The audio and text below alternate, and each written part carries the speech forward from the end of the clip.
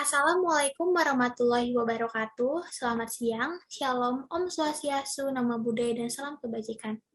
Seperti kata pepatah, tak kenal maka tak sayang, tak sayang maka tak cinta, maka dari itu izin memperkenalkan diri. Nama saya Nisi Angelina Site dengan NIM 4612101062 dari Universitas Mercu Buana dengan jurusan Psikologi.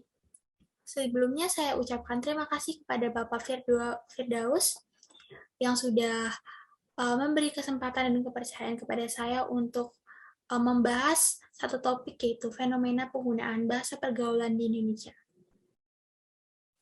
Berikut materi-materi yang akan saya jelaskan, yaitu pengertian bahasa gaul, faktor pendorong maraknya bahasa pergaulan, ciri-ciri bahasa gaul, pengaruh dan dampak bahasa gaul. Yang pertama adalah latar belakang. Sebagai masyarakat Indonesia, tentunya kita menggunakan bahasa Indonesia sebagai bahasa nasional yang berfungsi sebagai alat komunikasi yang mempunyai peran sebagai penyampaian informasi. Namun, pemakaian bahasa Indonesia dalam kehidupan sehari-hari mulai bergeser dan digantikan oleh pemakaian bahasa anak remaja yang dikenal dengan bahasa gaul. Interferensi bahasa gaul kadang muncul dalam penggunaan bahasa Indonesia dalam situasi resmi yang mengakibatkan penggunaan bahasa tidak baik dan tidak benar. Yang kedua ada pengertian bahasa gaul. Bahasa gaul merupakan salah satu cabang dari bahasa Indonesia sebagai bahasa untuk pergaulan. Istilah ini muncul pada akhir tahun 1980-an. Bahasa gaul pada umumnya digunakan sebagai sarana komunikasi di antara remaja yang berkelompok selama kurun waktu tertentu. Hal ini dikarenakan remaja memiliki bahasa sendiri dalam mengungkapkan ekspresi diri. Sarana komunikasi diperlukan oleh kalangan remaja untuk menyampaikan hal-hal yang dianggap tertutup bagi kelompok usia lain atau agar pihak lain tidak dapat mengetahui apa yang sedang kita bicarakan atau diskusikan. Yang ketiga ada ciri-ciri bahasa gaul. Bahasa gaul remaja memiliki ciri khusus, yaitu satu, singkat, kedua, lincah, dan ketiga adalah kreatif. Kata-kata yang digunakan cenderung pendek, sementara kata yang agak panjang akan diperpendek melalui proses morfologi atau penggantian dengan kata yang lebih pendek.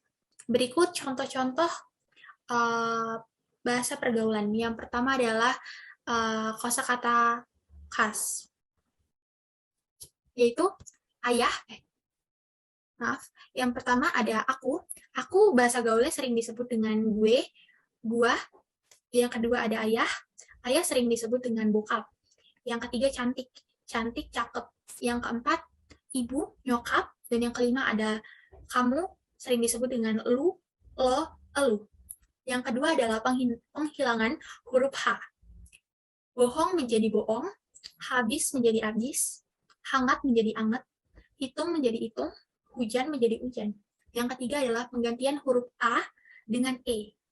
Benar menjadi benar, sebal menjadi sebel, senang menjadi senang, kesal menjadi kesal. Yang terakhir adalah pendekatan kata. Yang pertama, bagaimana? Digantikan dengan gimana. Yang kedua, begini, digantikan dengan gini. Yang ketiga, begitu, digantikan dengan gitu. Dan yang terakhir, ini digantikan dengan nih. Ini barangnya. Nih barangnya. Seperti itu. Selanjutnya ada faktor-faktor pendukung maraknya bahasa gaul di kalangan remaja. Perkembangan bahasa gaul di kalangan remaja itu sangat cepat. Mengapa? Karena didukung oleh beberapa faktor yang cukup berpengaruh terhadap kondisi lingkungan remaja. Antara lain, yaitu satu, adanya bahasa gaul ditandai dengan menjamurnya internet dan situs-situs di jaring sosial yang berdampak signifikan terhadap perkembangan bahasa gaul. Dengan adanya media sosial, dengan adanya internet, pasti kan banyak informasi-informasi yang gampang dan cepat untuk tersebar di kalangan remaja.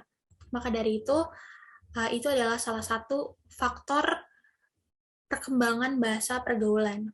Yang kedua, karena pengaruh lingkungan.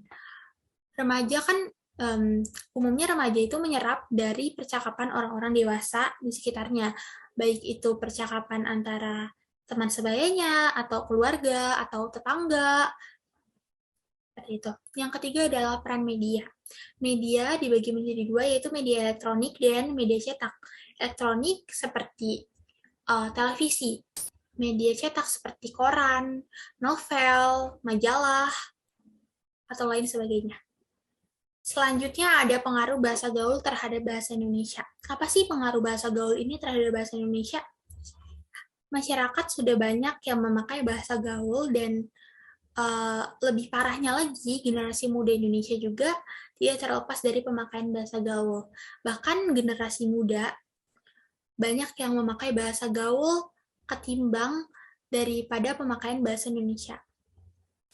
Jadi bahasa Indonesia ini sudah mulai menghilang, digantikan dengan bahasa gaul. Selanjutnya ada dampak dari penggunaan bahasa gaul. Dampaknya itu ada dua, yaitu dampak negatif dan dampak positif.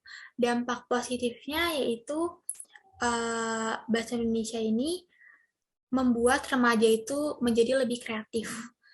Terlepas dari penggunaan atau tidaknya bahasa gaul ini, tindakannya adalah tindakan salah satunya kita harus menikmati tiap perubahan atau inovasi bahasa yang muncul.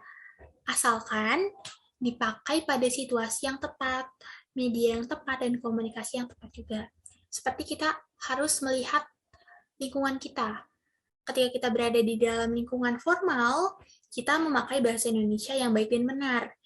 Namun ketika kita sedang berkumpul dengan teman-teman sebaya kita bisa menggunakan bahasa gaul. Yang kedua adalah dampak negatif dari bahasa pergaulan. Itu dapat mempersulit penggunaan bahasa Indonesia yang baik dan benar.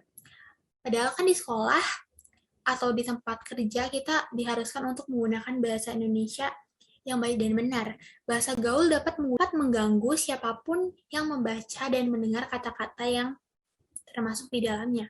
Karena tidak semua orang mengerti akan maksud dari kata-kata gaul tersebut, terlebih lagi dalam bentuk tulisan, saat memusingkan dan memerlukan waktu yang lebih banyak untuk memahami, bahasa gaul dapat mempersulit penggunaan dalam berkomunikasi dengan orang lain dalam acara formal, misalnya ketika sedang presentasi di depan kelas.